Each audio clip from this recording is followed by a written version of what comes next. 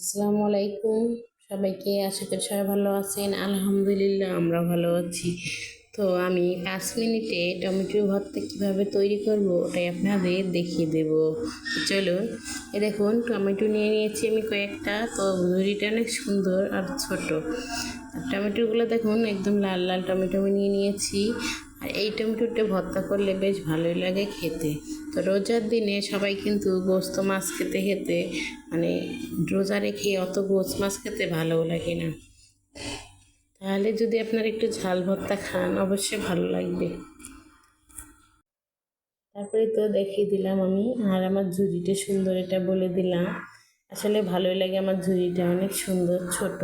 তো আমি কিভাবে এগুলো ভর্তা বানাবো ওটাই আপনাদের সঙ্গে শেয়ার করব।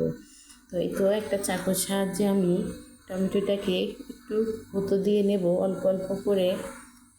এই যে আমি এভাবে 2-3টা করে একটা টমেটোরে গুঁতো দিয়ে দেব। তাহলে কী হবে যে যখন আমি যে পুড়তে দেব তখন অবশ্যই ফুটবে না। এরকম করে দিলে ভেতর থেকে সিদ্ধ হয়ে যাবে। তার জন্য আমি এভাবে ফুটো করে দিচ্ছি। তো আপনাদের দেখিয়ে দেব আমি সবগুলো কিভাবে ফুটো করলাম। তো কারো যদি ভালো লাগে টমেটো ভর্তা, মানে যারা পছন্দ করেন টমেটো ভর্তা খেতে, তারা অবশ্যই আমার রেসিপিটা ফলো করে একদিন ভর্তা করে খেয়ে দেখবেন, খুবই ভালো লাগবে। তো আমি এক হাতে ক্যামেরা ধরেছিলাম আর এক হাতে চাকু ধরেছিলাম, তার জন্য একটু অন্যরকম লাগছিল। তো এখন আমি ক্যামেরাটা এক জায়গায় রেখে তারপরে গুঁতো দিয়ে নিচ্ছি। দেখুন সব পুরোটা আমি গুঁতো দিয়ে নিয়েছি। তারপরে এদিকে চুলায় আসলাম, গ্যাসের চুলায়। তো এভাবে চুলার উপরে দিয়ে দিয়ে আমি সবগুলো করব। তো অবশ্যই পুরে ভর্তা করলে একটা স্বাদ, আর একটা স্বাদ হচ্ছে আপনার কেউ একটু তেলে হালকা করে ভেজে নেয় কড়াইয়ের উপরে কিংবা ফ্যানের উপরে। তো আমি চুলার উপরে দিতে বেশি পছন্দ করি। তো দেখুন সিদ্ধ হয়ে গেছে কিন্তু আমার টমেটোটা। আর এখনকার টমেটো অবশ্যই সবগুলোই সিদ্ধ হবে, তার কারণ হচ্ছে টমেটো এখন মানে পেকে যাচ্ছে। টমেটোর বয়স হয়ে গেলে এমনিতেই পেকে যায়। তো এই তো আমি 2 চুলায় দিয়ে দিয়ে পুড়তেছি, যার কারণে তাড়াতাড়ি হয়ে যাবে।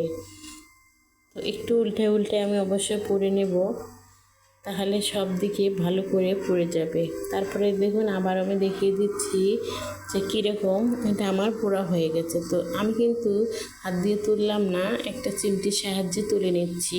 তার কারণ হবে যে আপনার হাতে কোনোভাবে চেকা লাগবে না। আর যদি আপনার চামচের মাথা দিয়ে উঠাতে চান তাহলে কিন্তু অর্ধেকটা চুলায় থেকে যাবে। এই তো আমার পোড়া হয়ে গেছে। তো এখন আমি কিভাবে এটা ভর্তা তৈরি করব ওটাই আপনাদের দেখিয়ে দেব।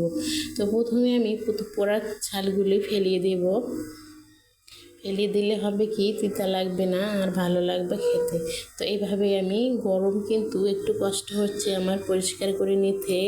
তো আমি তবু নিয়ে নেব, নিয়ে আপনাদেরকে দেখাবো। আর আপনাদের দেখার জন্য কিন্তু এই গরম জিনিসে আমি হাত দিয়ে দেখাই। তো আপনাদের যদি ভালো লাগে আমাকে একটু কমেন্ট করবেন, লাইক কমেন্ট শেয়ার সব কিছু করে দেবেন, যাতে যেন আমি সুন্দর সুন্দর ভিডিও আপনাদেরকে দিতে পারি।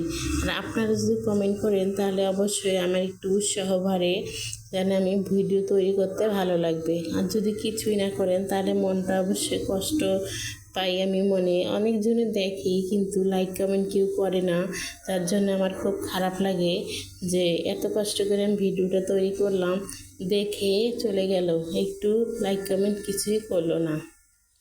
তো এই তো আমি লবণ দিয়ে মরিচটা সুন্দর করে হাতে ভেঙে নিচ্ছি। তারপরে দিকে পেঁয়াজ নিয়ে নিয়েছি, কাঁচা পেঁয়াজ, সেটাও হাতের সাহায্যে সুন্দর করে ভেঙে নেব।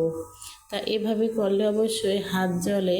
তো আমার কাছে যে একটা আমার বাটনা থাকে ভর্তা বা তৈরি করার, ওইটা একটু ভেঙে গেছে, যার কারণে আমি হাত দিয়ে করতে হচ্ছে। তাই হাত দিয়ে করে করে আপনাদের দেখিয়ে দিচ্ছি। তো দেখুন এত কষ্ট করে আমি ভিডিও দেখাই আপনাদের তৈরি করে, তবু আপনারা আমাকে একটু সাপোর্ট করেন না।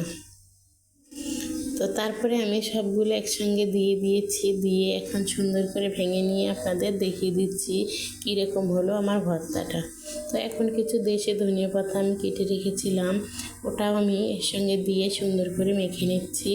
তো মেখে নেওয়ার পরে আমি আরেকটু তেল দিয়ে দেব, সরিষার তেল দিয়ে এটা রেডি হয়ে যাবে আমার ভর্তা।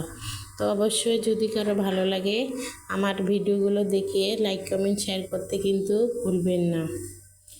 তো এই তো আমার ভর্তা কিন্তু শেষ হয়ে গেছে বানানো। এখন আমি আপনাদের দেখিয়ে দেবো কীরকম হলো ভর্তাটা। এই তো হয়ে গেছে আমার রেডি ভর্তা। তো ভালো লাগলে আমার পাশেই থাকবেন, সবাই আমার জন্য দোয়া করবেন। আর সবার প্রতি আমার দোয়া রইল, সবাই ভালো থাকবেন। আল্লাহ হাফেজ সবাইকে।